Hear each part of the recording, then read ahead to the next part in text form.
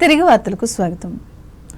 ముఖ్యమంత్రి చంద్రబాబు నాయుడు పిలుపు మేరకు క్లస్టర్లలో 2 రోజుల పాటు జరిగే మహానాడు కార్యక్రమం నిర్వహిస్తున్నట్లు కాళ్ల మండల పరిషత్ అధ్యక్షులు పెన్మత్స విశ్వనాథరాజు తెలిపారు.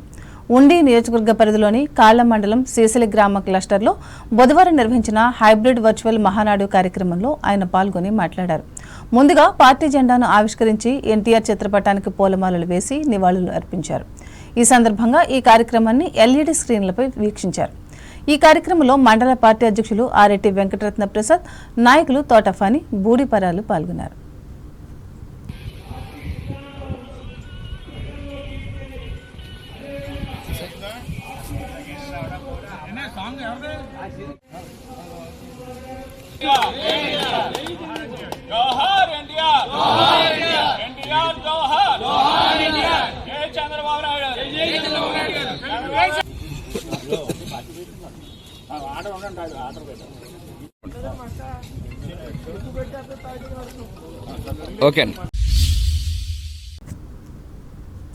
తూర్పుగోదావరి జిల్లా వార్తలు.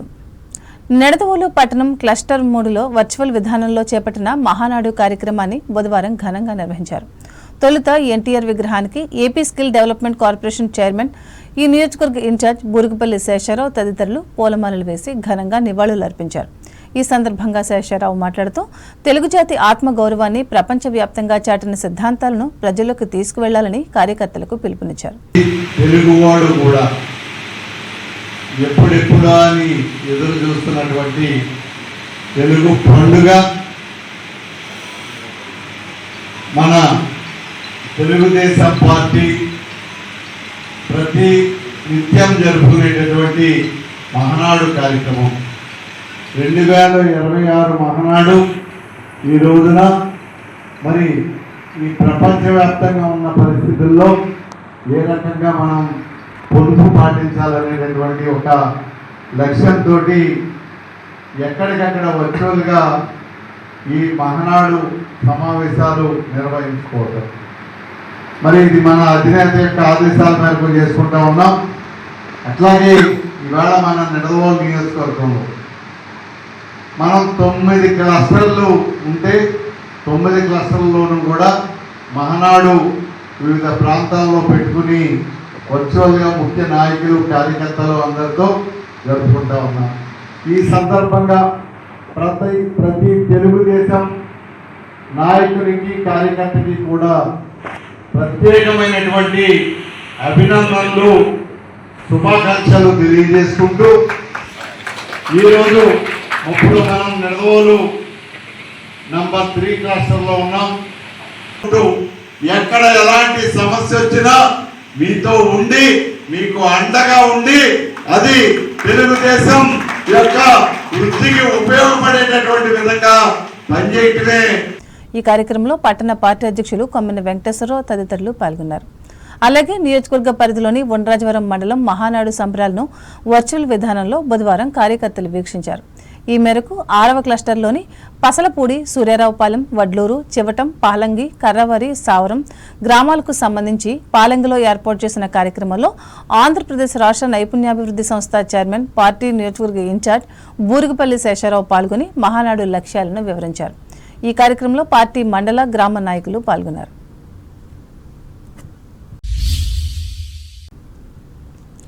రెండు 2027 గోదావరి పుష్కరాల నిర్వహణ కోసం ఉమ్మడి తూర్పు, పశ్చిమ గోదావరి జిల్లాలో 8,500 కోట్ల రూపాయల అంచనా వ్యయంతో పనులు చేపడుతున్నామని రాష్ట్ర పర్యాటక, సాంస్కృతిక, సినిమాటోగ్రఫీ శాఖ మంత్రి కందుల దుర్గేష్ పేర్కొన్నారు. రాజమహేంద్రవరం తన కార్యాలయంలో బుధవారం సాయంత్రం ఆయన మీడియాతో మాట్లాడుతూ ఉభయ గోదావరి జిల్లాలోని అన్ని పంచాయతీల పుష్కర ఘాట్లలో సౌకర్యాలు కల్పిస్తామని అన్నారు. అలాగే సుమారు 10 కోట్ల మంది యాత్రికులను దృష్టిలో పెట్టుకుని పుష్కరాలు ప్రతిష్టాత్మకంగా నిర్వహిస్తామని స్పష్టం చేశారు. అలాగే రాష్ట్ర ఉప ముఖ్యమంత్రి పవన్ కళ్యాణ్ గత 2 రోజుల పర్యటనలో గోదావరి నది ప్రక్షాళనకు దిశానిర్దేశం చేశారని చెప్పారు.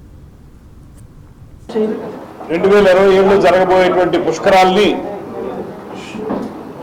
ఏ విధంగా నిర్వహించుకోవాలి, కాలుష్య రహితమైనటువంటి పుష్కరాలుగా నిర్వహించుకోవడం ఎలాగా, సమర్థవంతంగా నిర్వహించుకోవడం ఎలాగా, సమయం తక్కువ ఉంది కనుక తొందరగా వాటిని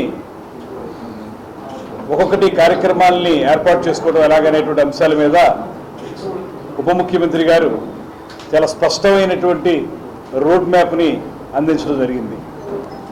దీనివల్ల అధికార యంత్రాంగంలో కానీ రాజకీయ నాయకత్వంలో కానీ ఒక వేగం వచ్చిందనేటువంటి మాటని సందర్భంగా తెలియజేస్తున్నాను. అదేవిధంగా రాబోయే రోజుల్లో ఏ రకమైనటువంటి కార్యక్రమాల ద్వారా మనం పుష్కరాలను విజయవంతం చేసుకోవాలనేటువంటి అంశం మీద వారు అందించినటువంటి మార్గనిర్దేశకత్వం కానివ్వండి, ఆదేశాలు కానివ్వండి, ఇవన్నీ కూడా మా అందరికీ కూడా ఇంకా బాగా పనిచేయడానికి ఉపయోగపడతాయనేటువంటి మాటని తెలియజేస్తున్నాను. ఇవాళ ముఖ్యమంత్రి గారు చంద్రబాబు నాయుడు గారి నేతృత్వంలో పుష్కరాలని అద్భుతంగా నిర్వహించాలనేటువంటి ఒక కార్యాచరణ ఇప్పటికే రూపొందింది. దానికి కొనసాగింపుగా ఉప ముఖ్యమంత్రి గారు నిన్న రావడం, నిన్న మొన్న సమీక్షలు చేయడం ద్వారా ఫోకస్డ్గా పనిచేయడం ఎలాగా, అనుకున్నటువంటి లక్ష్యాలు ఏంటి, వాటిని సాధించుకోవడం ఎలాగా, వాటికి నిధులు సమకూర్చుకోవడం ఎలాగా అనేటువంటి అంశాల మీద కూడా కొంత స్పష్టత వచ్చింది. అదేవిధంగా పంచాయతీరాజ్ శాఖ ద్వారా ఈ 6 జిల్లాలు ఏవైతే గోదావరి నదీ పరివాహక ప్రాంతంలో ఉన్నటువంటి 6 జిల్లాలు అక్కడ జరిగేటువంటి పుష్కరాలకు సంబంధించి పంచాయతీరాజ్ శాఖ మేరకు ఒక 100 కోట్ల రూపాయలు నిధులను ఇవ్వడానికి ముఖ్యమంత్రి గారు ఉప ముఖ్యమంత్రి గారు చొరవ చూపించడం కూడా మా అందరికీ చాలా ఆనందదాయకమైనటువంటి. ప్లాస్టిక్ వ్యర్థాలు ఏవైతే ఉన్నాయో వాటన్నింటినీ కూడా పెద్ద ఎత్తున మనం ఈ గోదావరిలో కలిసే విధంగా కాలువ ద్వారా వెళుతున్నాయి కనుక దాన్ని నివారించడం ఎలాగనేటువంటి దాని మీద కూడా అధ్యయనం జరుగుతూ ఉంది. తూర్పుగోదావరి జిల్లాలో గోదావరి నదిలోకి చేరుతున్న మురుగునీటి ప్రవాహాలను పూర్తి స్థాయిలో నియంత్రించేందుకు శుద్ధి కేంద్రాలు ఏర్పాటు చేయడానికి అనువైన ప్రదేశాలను గుర్తించి డీటెయిల్ ప్రాజెక్ట్ రిపోర్ట్ సిద్ధం చేయాలని కలెక్టర్ చేకూరి కీర్తి అధికారులను ఆదేశించారు. రాజమహేంద్రవరం కలెక్టరేట్ నుండి ఉమ్మడి తూర్పు పశ్చిమ గోదావరి జిల్లాల public health, municipal, RWS, Panchayati Raj శాఖల అధికారులతో బుధవారం వీడియో కాన్ఫరెన్స్ ద్వారా సమీక్షించి మాట్లాడారు. ఉప ముఖ్యమంత్రి పవన్ కళ్యాణ్ నదీ జలాల కాలుష్య నివారణ చర్యల కోసం 6 జిల్లాల పరిధిలో 100 కోట్ల నిధులు మంజూరు చేస్తామని ప్రకటించారని అన్నారు. ముఖ్యంగా నదిలోకి మురుగునీరు చేరుతున్న అవుట్ఫాల్ పాయింట్, ప్రధాన డ్రైనేజీ ఛానళ్లు, జనసాంద్రత ఎక్కువగా ఉన్న ప్రాంతాలను గుర్తించి ఎస్టీపీలు ఏర్పాటు చేయాలని అన్నారు. అలాగే ప్రతిపాదిత ఎస్టీపీ సామర్థ్యం, భూసేకరణ అవసరాలు, విద్యుత్ సదుపాయాలు, మురుగునీటి ప్రవాహ పరిమాణం, భవిష్యత్తు అవసరాలను దృష్టిలో ఉంచుకొని సాంకేతిక ప్రమాణాలతో నివేదికలు సిద్ధం చేయాలని తెలిపారు. దీనిలో భాగంగా ప్రజాప్రతినిధులు, స్థానిక ప్రజలు అభిప్రాయాలు సేకరించి ప్రజలకు ఇబ్బంది కలగకుండా పర్యావరణ ప్రమాణాలకు అనుగుణంగా ప్రతిపాదనలు సిద్ధం చేయాలని కలెక్టర్ వివరించారు. అంబేద్కర్ కోనసీమ జిల్లా వార్తలు. తెలుగుదేశం పార్టీ మహానాడు కార్యక్రమాలు అంబేద్కర్ కోనసీమ జిల్లా రాజోలు నియోజకవర్గంలో బుధవారం ఘనంగా ప్రారంభమయ్యాయి. ఈ నియోజకవర్గ పార్టీ ఇన్ఛార్జ్, రాష్ట్ర అధికార ప్రతినిధి గొల్లపల్లి అమూల్య ఆధ్వర్యంలో వర్చువల్ విధానంలో కార్యక్రమాలు నిర్వహించారు. కార్యకర్తే అధినేత, అధినేతే కార్యకర్త అనే నినాదంతో పార్టీ శ్రేణులు ఉత్సాహంగా పాల్గొన్నారు. నియోజకవర్గ వ్యాప్తంగా 10 క్లస్టర్లలో స్త్రీ శక్తి ప్రధాన థీమ్గా మహానాడు ఉత్సవాలను చేపట్టారు. పసుపు జెండాలతో కార్యకర్తలు, మహిళలు పెద్ద సంఖ్యలో పాల్గొని పండుగ వాతావరణాన్ని తలపించారు. ఈ సందర్భంగా కార్యక్రమంలో ముఖ్య అతిథిగా పాల్గొన్న అమలాపురం పార్లమెంట్ సభ్యులు గంటి హరీష్ మాధుర్ మాట్లాడుతూ మహిళా సాధికారతకు అత్యంత ప్రాధాన్యత ఇచ్చిన పార్టీ టీడీపీనని అన్నారు. మహిళలకు సమాన హక్కులు, అవకాశాలు కల్పించడంలో పార్టీ ఎప్పటికప్పుడు ముందుంటుందని తెలిపారు. కార్యకర్తలకు అత్యంత ప్రాధాన్యత ఇచ్చే పార్టీగా టీడీపీ నిలుస్తోందని, మహానాడును గ్రామస్థాయికి తీసుకురావడం ద్వారా పార్టీ నాయకత్వం కార్యకర్తలకు మరింత చేరువైందని అన్నారు. కూటమి ప్రభుత్వం అభివృద్ధి, సంక్షేమ కార్యక్రమాలను వేగవంతంగా అమలు చేస్తోందని, రాష్ట్రాభివృద్ధి లక్ష్యంగా ప్రభుత్వం ముందుకు సాగుతోందని పేర్కొన్నారు. ఈ కార్యక్రమంలో అంబేద్కర్ కోనసీమ జిల్లా పార్టీ అధ్యక్షులు గుత్తల సాయిలు పాల్గొన్నారు. నాకు చాలా ఆనందంగా ఉందని కూడా ఈ సభాముఖంగా మీ అందరికీ తెలియజేసుకున్నాను. అదేవిధంగా ప్రతి మహానాడు మీ అందరికీ తెలుసు ఏ విధంగా మనం కార్యాచరణ రూపొందిస్తాము. 2 రోజులు ఒక పండగ వాతావరణంగా 2 రోజులు కూడా కార్యకర్తలందరినీ కూడా ఆహ్వానిస్తూ అదేవిధంగా 2 రోజులు మనం ఒక కార్యాచరణ రూపొందిస్తాం. అందులో అనేక చర్చలు జరుగుతాయి, అన్ని ప్రస్తావనలు కూడా ముందు పెడతారు. అదేవిధంగా మనం వచ్చే సంవత్సరం, ఈ సంవత్సరం అంతా కూడా ఏ విధంగా మనము తెలుగుదేశం పార్టీ వాళ్ళ రూల్స్ అయినా సరే అన్నింటినీ కూడా ఏ విధంగా మనం పాటించాలి, ఏ విధంగా మనం ముందుకెళ్ళాలో అనేది కూడా దిశానిర్దేశం అనేది చేయడం కూడా జరుగుతుంది. ఈరోజు కూడా మీరు చూసారు, పొద్దు నుంచి కూడా జాతీయ పార్టీ అధ్యక్షులు శ్రీ నారా చంద్రబాబు నాయుడు గారు ఆయన కూడా ప్రారంభిస్తూ ఆయన కూడా అనేక అంశాల మీద కూడా పెట్టారు. ఏ విధంగా ఈ 2 సంవత్సరాలు పూర్తవుతుంది, ఈ 2 సంవత్సరాలని పార్టీ ఏ విధంగా చర్యలు తీసుకుంది, ప్రభుత్వం పరంగా మనము సంక్షేమమైన డెవలప్మెంట్ అయినా ఇవన్నింటినీ ఏ విధంగా మనం పూర్తి చేశాము, అదేవిధంగా ప్రజలకు ఇచ్చిన ప్రతి హామీని మనం ఎలాగ అమలులోకి తీసుకొస్తున్నాం అనే విషయాలు కూడా మాట్లాడడం జరిగింది. కొత్తపేట నియోజకవర్గంలో 4 మండలాల్లో క్లస్టర్ విధానంలో వర్చువల్ తెలుగుదేశం పార్టీ మహానాడు బుధవారం ఘనంగా ప్రారంభమైంది. 2 రోజుల పాటు నిర్వహిస్తున్న మహానాడు రావులపాలెం, ఆత్రేయపురం, ఆలమూరు, కొత్తపేట మండలాలు కేంద్రాల్లో ఆయా కళ్యాణ మండపాల దగ్గర కొత్తపేట ఎమ్మెల్యే బండారు సత్యానందరావు ఆరంభించారు. ముందుగా పార్టీ జెండాను ఆవిష్కరించి ఎన్టీఆర్ విగ్రహానికి పూలమాలలు వేసి నివాళులు అర్పించారు. ఈ సందర్భంగా సత్యానందరావు మాట్లాడుతూ త్వరలో జరగనున్న స్థానిక సంస్థల ఎన్నికల్లో 100% గెలిపే లక్ష్యంగా కార్యకర్తలు పనిచేయాలని అన్నారు. ఈ 2 సంవత్సరాల కాలంలో ప్రభుత్వం చేసిన వివిధ సంక్షేమ పథకాలను ప్రజల్లోకి తీసుకువెళ్లాలని కార్యకర్తలకు పిలుపునిచ్చారు. ఈ కార్యక్రమంలో తెలుగుదేశం పార్టీ నాయకులు, కార్యకర్తలు, అభిమానులు పాల్గొన్నారు.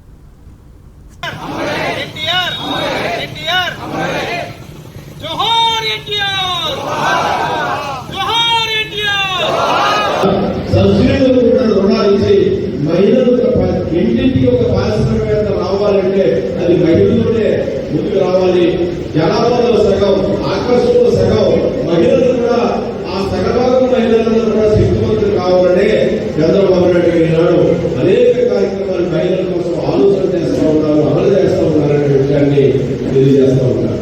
అదేవిధంగా ఈనాడు మహానాడు స్ఫూర్తితో రేపు రాబోయే స్థానిక సంస్థలో కూడా అన్ని గ్రామాల వారు ఈ ట్రస్టులు ఎవరైతే ఉన్నారో వాడపల్లి, రొల్ల, మెల్లపాలెం, రాలి, అంగంపాలెం, నార్పిపల్లి, కట్టొంగ గ్రామాల ప్రజానికందరూ కూడా అక్కడ ప్రజలందరూ కూడా సమీకరించుకునే రాబోయే సెప్టెంబర్, అక్టోబర్ నెలలో స్థానిక సంస్థలు జరిగే అవకాశం ఉంది.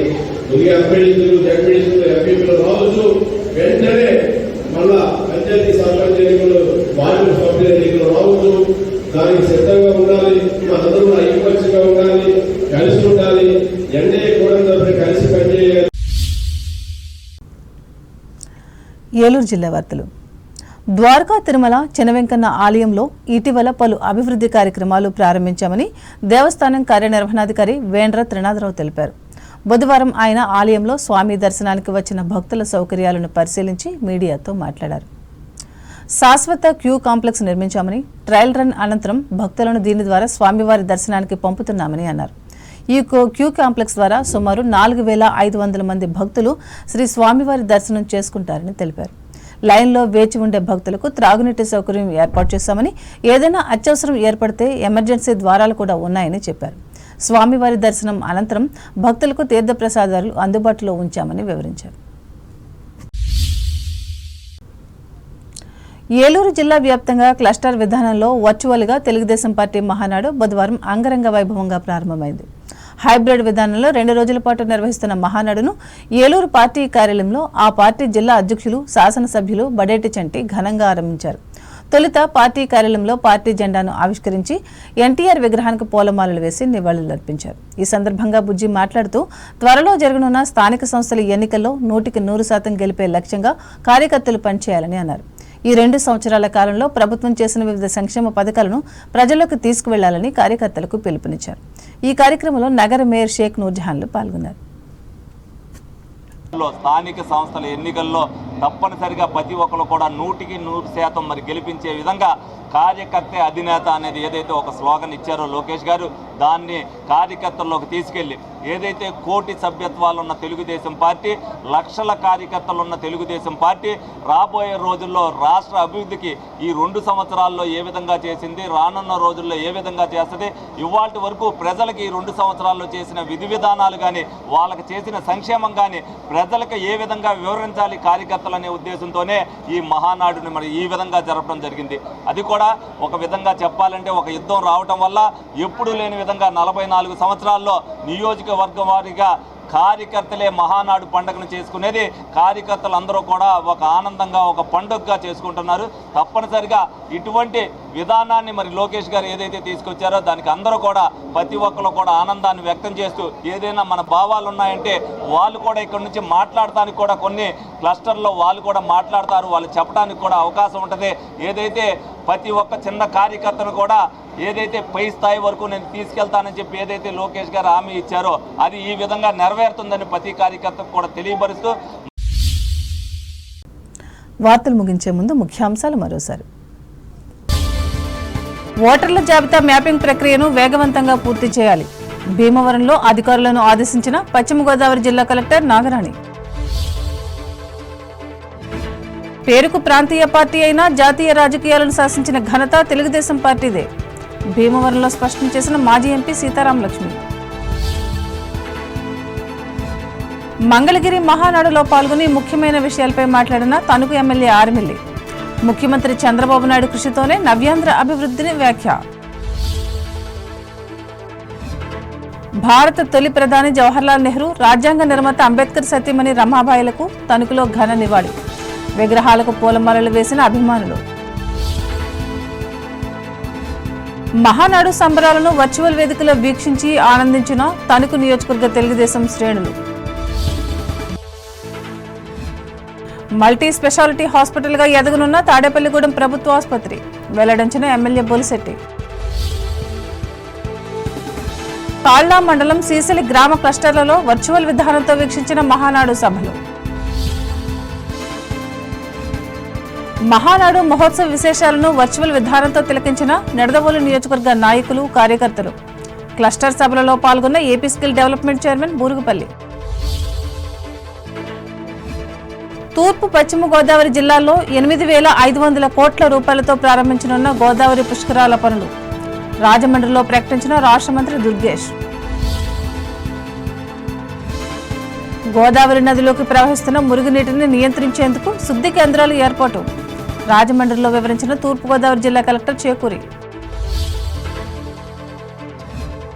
తెలుగుదేశం కేంద్ర కార్యాలయంలో జరుగుతున్న మహానాడు విశేషాలను పెద్ద ఎత్తున వీక్షించిన అంబేద్కర్ కోనసీమ జిల్లా పార్టీ శ్రేణులు. ముఖ్య అతిథిగా పాల్గొని మాట్లాడిన అమలాపురం ఎంపీ హరీష్ మాధవ్. కొత్తపేట నియోజకవర్గంలో క్లస్టర్ విధానంతో ఏర్పాటు చేసిన తెలుగుదేశం మహానాడు సభల కార్యక్రమాలను స్థానికంగా ఆరంభించిన ఎమ్మెల్యే సత్యానందరావు. ద్వారకా తిరుమల చిన్న వెంకన్న ఆలయంలో ఆరంభించిన పలు అభివృద్ధి కార్యక్రమాలు చెప్పిన ఆలయ కార్యనిర్వహణాధికారి త్రినాథరావు. ఏలూరు జిల్లా వ్యాప్తంగా క్లస్టర్ విధానంలో ఆరంభమైన తెలుగుదేశం మహానాడు కార్యక్రమాలు ప్రారంభించిన జిల్లా పార్టీ అధ్యక్షులు బడేటి. ఈ వార్తలు ఇంతటితో సమాప్తం. నమస్కారం.